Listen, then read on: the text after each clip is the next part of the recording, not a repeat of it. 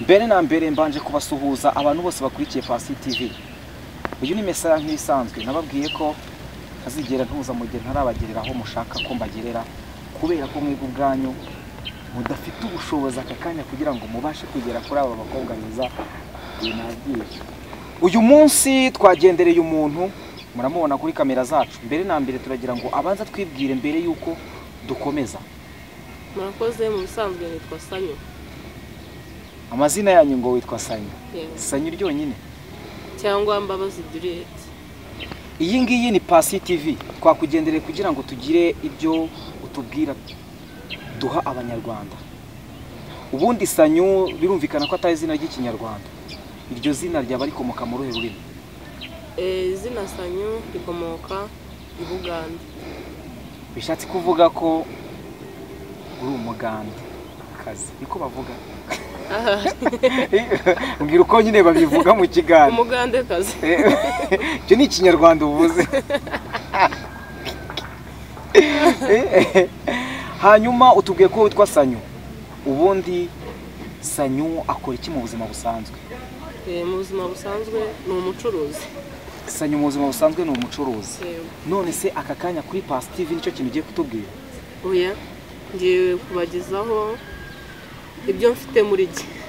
Hari ibyo ufite muri wowe ushaka guha abanyarwanda? Yego. Nkuko nabibabwiye ko ari Pasi TV, uyu ni Mesaya nk'ibisanzwe.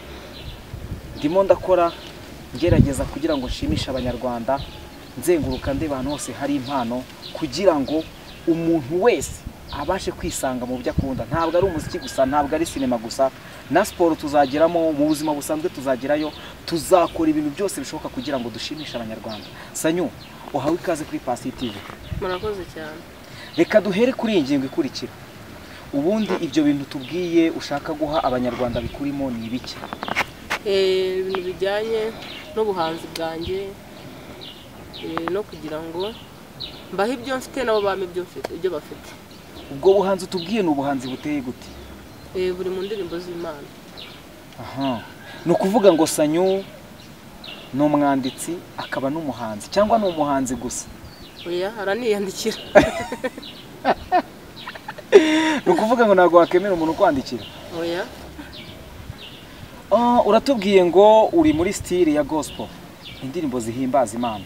Ariko nitureba aka kanya mu gihugu hari abantu bagize ibyo bakora, bagize n'icyo bageraho bakoresheje ijwi ryabo mu guhimbaza Imana.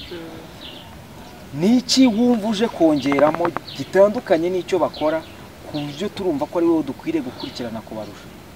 Murakoze, na birenze birimo. Ni ibisanzwe ariko byose tubishobozwamo n'Imana. Ni ukuvuga ngo nta kidasanzwe tuzaniye. Kiba kirimo mu ndirimbo ariko ntago navango ndenze kuri babandi baje cyane basanzwe cyane. Ariko natwe ntago twavuze ngo urabarenze. Twavuze icyo uje kongeramo. Icyo nze kongeramo ni ubutumwa. Ubutumwa se ntago babuvuga neza. Hari igihe baba barabuvuze ariko ubwanjye nabwo bukaza burimbura. Uzanye ubutumwa burimbura. Niko. Hanyuma se ibyo bintu watubwiye byerekeranye no kuririmba waba warabitangiye ryari? Hari indirimbo waba ufite ziri hanze cyangwa biracyari mu rugendo rwo kubigaragariza abanyarwanda? Biracyari mu rugendo rwo kugira ngo mbagaragarize, ntago ndaba kubishyira ahagaragara. Hari ibyakozwe se byibura habura kubishyira ahagaragara? Byarakozwe. Turi buze gukenera wenda ko uza kuturirimbira tukumva uko bimeze. Hanyuma iryo zina SANYU ni naryo ukoresha mu muziki? Oya. Ukoresha irihe? Happy Juliet. Ukoresha iryitwa Happy Juliet. Abantu bagushaka bagusanga hehe? Abanshaka se bansanga muri Kicukiro. Oya, ndavuga ku byerekeranye n'akazi. Umuntu ushaka gukurikirana umuziki wawe, ushaka kwitegura ngo azumva izo ndirimbo zawe, ni hehe agomba kugusanga ku mbuga nkoranyambaga? Ku mbuga nkoranyambaga zaba ari nyinshi. Ushatse wakoresha Pasi TV ukambona, cyangwa kuri Mesaya, cyangwa no kuyanjye. Niyo yawe niyo dushaka. Happy Juliet. Happy Juliet. Ni Facebook, ni WhatsApp, ni YouTube. Iyo Happy Juliet ni iki? Dutanga adresse neza. Ni YouTube. Banyarwanda namwe banyarwandakazi by'umwihariko aba diaspora bari hanze y'igihugu, murumva ko channel yiwe yitwa Happy Juliette. Turifuza ko mukomeza kudutera inkunga nk'uko mubikora, mukamushyigikira. Sinzi igihe azazishyiriraho izo ndirimbo, ariko ndumva wamara abantu amatsiko. Biri hafi, ntabwo bizatinda, ntabwo nzabarambira. Ni ukuvuga ngo ntabwo uzabarambira. Hanyuma se ubundi mu busanzwe usengera muri hedini cyangwa wowe nta dini ugira? Sengera mu badivantiste. Uri umudivantiste w'umunsi wa kane? Yego. Ni ukuvuga ngo na style ukora ishobora kuba ifitanye isano n'iryo dini? Yego. Ubona si yo style izacuruza? Oya, bizakora kubera Imana. Nta cyizere ufite usibye kubera Imana? Ngiye ntacyo nashobora, ahubwo Imana niyo ikora byose. Twese niko tubyemera. Hanyuma se nk'iyo wenda dutandukiraho gatoya tubwiye ko uri umudivantiste, washingiye ku cyo uhitamo kuba umudivantiste w'umunsi wa karindwi? Navutse nsanga mu rugo rw'abadivantiste, nkurira mu rusengero rw'abadivantiste. Ubwo urumva rero navukiyemo nkuriramo. Ni ukuvuga ngo nturakura ngo ugere aho wihitiramo? Ntabwo nzihitiramo, namaze gufata umwanzuro. Kandi uko bigaragara aho wakuriye niho wagumye, ntiwigeze ufata umwanya wo gutekereza ku bandi. Nk'iyo ubonye abakatolike ubitekereza ute? Abakatolike nabo ndabakunda n'abakristo, ariko iyo wakuriye mu idini biragoranye kugira ngo urivemo. None se wemera ko nabo basenga Imana nk'iyo usenga? Barasenga pe. Mudasenga umunsi umwe? Uya kuba tudasenga umunsi umwe ntabwo bivuze ko badasenga, barasenga. Ko mudakora ibisa, ni gute wizera ko Imana usenga ariyo basenga? Impamvu mbyizera nuko nabo ari abantu b'Imana. Urumva ntabwo bakora ibirenze. Ku giti cyawe Imana uyifata ute? Yifata nk'umuntu ukomeye cyane kuri njye. Kuri wowe ni Imana, na kuri wowe ni umuntu ukomeye. Hari abandi bakristo bavuga ati ni umwuka wera, nawe ni kubyemera? Ngiye ntabwo nari atari umwuka. Wowe ubyemera ute? Mbona ngiye amafilime ye mbona ari umuntu. Rero Imana hariyo wabonye? Nabonye mu mafilime ari umuntu. Kadongere ngasubire muri filime warebye ahantu wabonye Imana? Nabonye uramuga bukina ari Yesu, numvaga ari we Yesu nyine.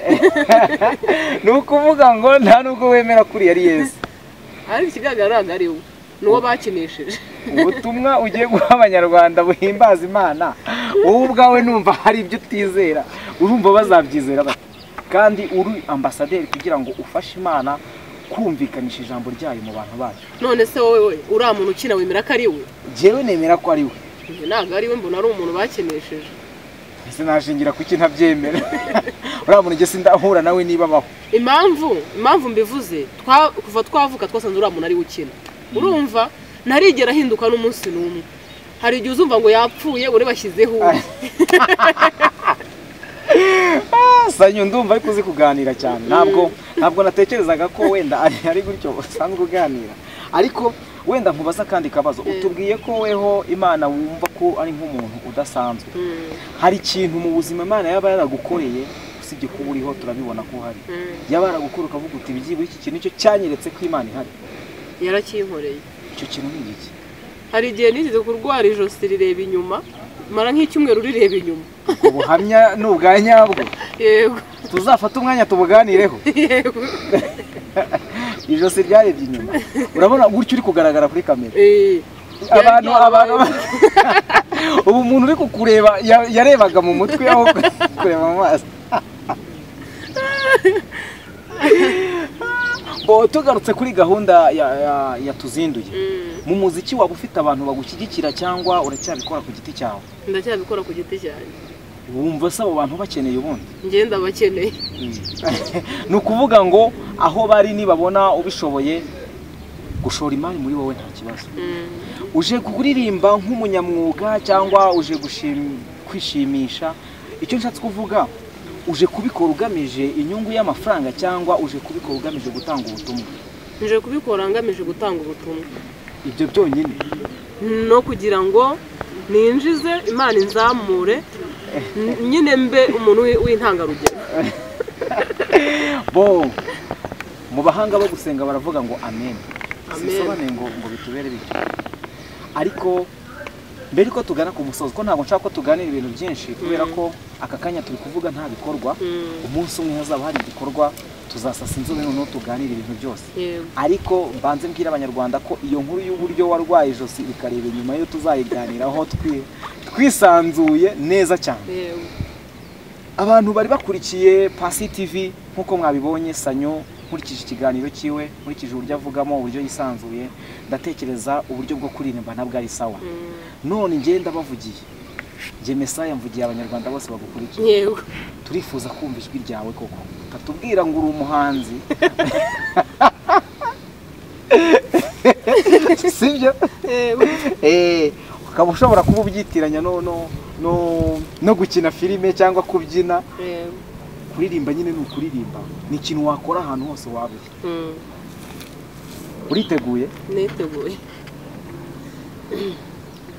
Duburira amaso yanjye ku misozi, behe gutabarwa kwanjye kuzavaye, gutabarwa kwanjye kuva ku Uwiteka waremye iyi si n'ijuru dutuyemo. Mu mubabaro niho natakiye, maze Uwiteka arasubiza ati humura mwana wanjye ntacyo uzaba, zakugotesha imbaraga zanjye zose, zakoresha amaboko yanjye uko nyafite, kandi uzahagarara wemye kigabo. Ibyo wahamishije n'ibitangaza gusa, nicyo gituma umutima wanjye wituza, guhishurirwa amagambo yawe meza, kuzana umutuzo ku mutima wanjye. Mu mubabaro niho natakiye, maze Uwiteka arasubiza ati humura mwana wanjye ntacyo uzaba, zakugotesha imbaraga zanjye zose, zakoresha amaboko yanjye uko nyafite, kandi uzahagarara wemye kigabo. Uko byumvikana umwe utekereze ko umufite arahari. Bo abanyarwanda bakumvishe, bumvisha uburyo uririmbamo. Nge nabikunze, nubwo dushobora kudakunda ibintu kimwe, ariko ndizera ko nabo babikunze. Barabitugaragariza muri commentaire batubwira bati tubireke cyangwa tubikomeze. Bemereye kubitubwira kandi icyo batubwira aricyo twakora. Ndabesha? Ntabwo besha. Tugana ku musozo, hari akabazo kamwe kamatsiko nshaka kukubaza, nk'umuntu ushaka kujya mu muziki ariko ukajya mu muziki wo kumvikanisha uburyo Imana ari nziza cyane. Hari ibintu byateye byo kwambara imyenda migufiya, nawe ndabibona ko ariyo wambaye. None ndagira ngo tubivuge mu buryo bw'umuntu usenga. Ubundi koko ntabwo ari byiza ku muntu usenga ko yakambara imyenda migufiya. Ntabwo ari byiza. Byanditse hehe ninde ubibuza? Ni Imana ibibuza. Byanditse muri Bibiliya birimo? Muri Bibiliya birimo. Ntabwo nabyizera. Aho hantu byanditse wabasha kuhavuga? Birimo. Gutegeka kwa 2:22:5. Havuga ngo iki?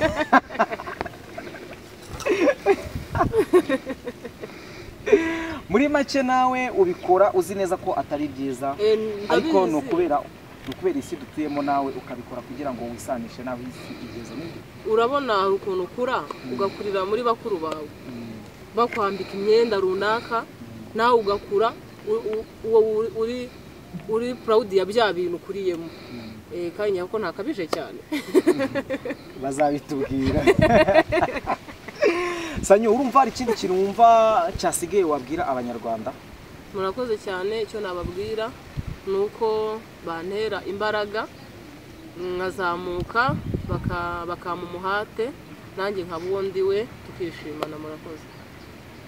Mwese mwari mukurikiye Pasi TV, naha dusoreje interview yacu. Mwari muri kumwe na Mesaya, umutumirwa yari SANYU Happy Juliette. Mbere na mbere ugomba kubanza ugakora subscribe kuri Happy Juliette muri kugira ngo umushyigikire ibikorwa byose azakora, uzabashe kujya ubimenyera ku gihe. Ikindi, kirazira kugura internet yawe ntubashe kuyishimamo, uyikoresha ibyo ugomba kuyikoresha. Ikintu cya mbere so kugukurikirana buriya nuko nkurikirana, ariko ntabwo tubahuje no gukurikira abandi.